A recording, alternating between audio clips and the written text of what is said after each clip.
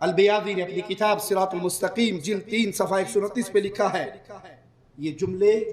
میں پہلے عرض کر چکا ہوں، پھر دہرا دوں، صحابہ کی یہ توہین کے جملے مسلمان کے سینے کو چھلنی کرنے کے لیے کافی ہے، مسلمان کی غیرت کو جلانے کے لیے کافی ہے، اس سوئے ہوئے سمندر کو آگ کا الاؤ بنانے کے لیے کافی ہے، لیکن نقل کفر نباشد،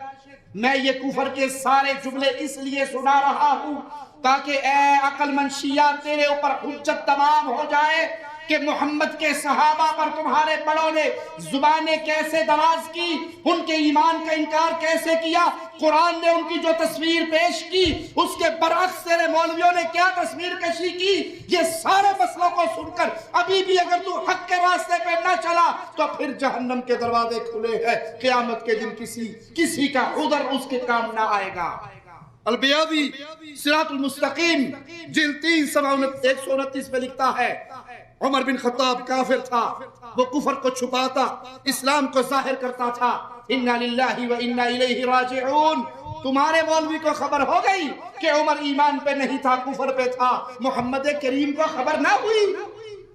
جس نے اعلان کرتے ہوئے فرمایا تھا لو کان بعدی نبیا لکان عمر، عمر میں خاتم النبیین بن کر آیا ہوں، آخری رسول اور نبی ہوں، میرے بعد اللہ نے نبوت کے سلسلے کو باقی رکھنا ہوتا تو نبی بن کر آتا۔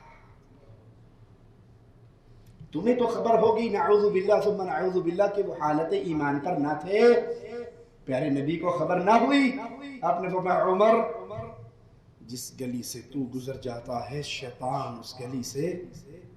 نہیں گزرتا، راستہ ہی بدل لیتا ہے۔ مومنوں کی ماں امی عائشہ رضی اللہ تعالی عنہ فرماتی ہے عمر تیرے قدموں کی چھاپ کو سن کر شیطان بھاگ جاتا ہے، اور میں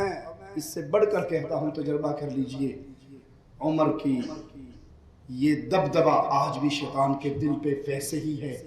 تجربے کے طور پہ اپنے گاؤں محلے گلی کے اندر کہیں بھی باب عمر کا بورڈ لگا دے، محرم میں شیطان نکلیں گے تو اس کے نیچے سے گزر۔ آج بھی شیطان کہتے ہیں کہ ہم مسجد رسول میں آتے ہیں تو باب عمر میں سے ہم داخل نہیں ہو سکتے، ہم کہتے ہیں کوئی عجیب بات تو نہیں تم نے بتائی، یہ خبر تو ہمیں رسول کریم نے دی تھی جہاں سے عمر گزر جائے شیطان داخل ہی نہیں ہوتا۔ ظالموں تم نے کہا کہ وہ کفر کو چھپاتا تھا، اسلام کو ظاہر کرتا تھا لیکن مسلمان نہیں تھا، یہ خبر تمہیں ہوئی، قرآن حکیم جس کے سینے پر نازل ہوا اس کو خبر نہ ہوئی۔ مومنوں کی ماں کہتی ہے قرآن اترتا میرے بستر پہ تھا، اترتا عمر کی رائے سے تھا، عمر نے کہا تھا اے نبی یہ عورتیں آپ کی بیوییں مومنوں کی مائیں پردہ کیا کرے، آپ کے گھر میں اچھے برے سب آتے ہیں۔ عرش والے نے پردے کی احکامات نازل کر دیے تھے، یہ عمر تھا جس نے کہا تھا مقام ابراہیم پہ 2 رکعت پڑھنے کو جی چاہتا ہے، قرآن بن کے نازل ہوا تھا، یہ فاروق اعظم تھے جنہوں نے کہا تھا منع کر دیجئے شراب پی کے کوئی نماز پڑھنے کے لیے نہ آئے، یہ عمر تھے زمین پہ چلتے ہوئے رائے دیتے تھے کہ ان قیدیوں سے جزیہ نہ لو، ہمارے حوالے ہمارے رشتہ دار کرو، گردنیں مار دے، ان کی رائے کو عرش والا کلام بنا دیا کرتا تھا رضی اللہ عنہ وارضا۔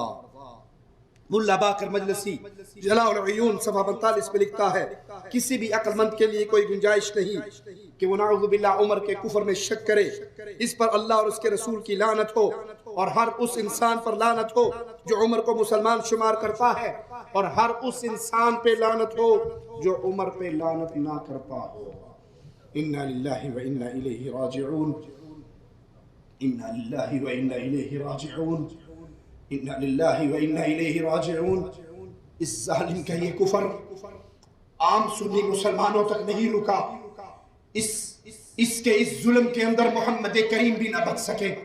مجھے جاؤ اللہ کی قسم چیلنج کر کے کہتا ہوں صحیح سند کے ساتھ کوئی ایک روایت پیش کر دو، اپنی کتابوں سے پیش کر دو کہ محمد نے زندگی میں کبھی ایک بار عمر پہ لعنت کی ہو، علی نے کبھی زندگی میں ایک بار عمر پہ لعنت کی ہو۔ علی تو منبر پہ چڑھ کے کہا کرتے تھے مجھے فوقیت دینے والوں ابو بکر اور عمر سے مجھے فوقیت نہ دیا کرو، ابو بکر اور عمر شان میں مجھ سے بہت بلند ہیں۔ فیصلہ کیجئے کہ دشمنی کس حد تک پہنچی ہوئی۔ مجلسی نے ایسی دشمنی کا اظہار۔ ایک اور سوال، عقل مندوں تمہاری عقل کو جگانے کے لیے جاؤ اپنی ساری کتابیں چھان لو، سارے ذاکروں کے دروازے بجا لو، جس طرح تم صحابہ کی دشمنی میں یہ جملے کہتے ہو، تم نے زندگی میں کبھی ایک بار فرعون کے بارے میں یہ جملے کہے؟ ابو جہل کے بارے میں کہے؟ حامان کے بارے میں کہے؟ جو تم محمد کے صحابہ کے بارے میں کہتے ہو؟ اِنَّا لِلَّهِ وَإِنَّا إِلَيْهِ رَاجِعُونَ۔